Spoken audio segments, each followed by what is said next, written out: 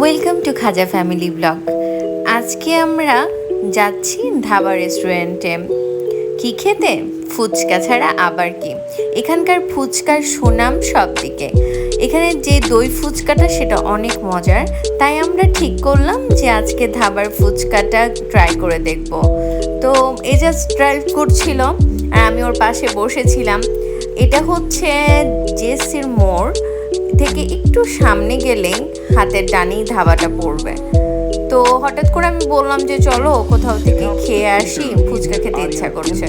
তো বললো যে তাহলে ধাবাতে চলো, ধাবার ফুচকাটা অনেক মজার। তাই বললাম ঠিক আছে। তো দুইজনেই যে চলে আসছি ধাবা। দেখতে সুন্দর না? খুবই সুন্দর একটা মানে ডিফারেন্ট টাইপের একটা লুক ধাবার। তারপরে এই যে আমরা চলে এসেছি, এখন এজাজ গাড়ি পার্কিং করবে এখানে। তো ধীরে ধীরে পার্কিং করতেছি।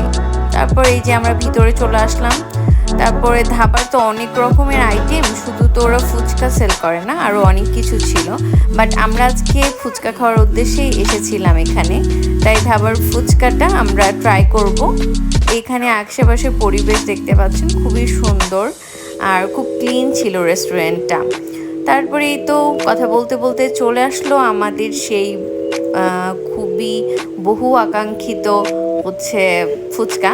এই যে দেখতে পাচ্ছেন দই ফুচকা, এবং দই ফুচকাটা এত মজার ছিল যে বলার মতো নয়। সেই সাথে আমরা এখানে এক গ্লাস মেরিন্ডা অর্ডার করেছিলাম।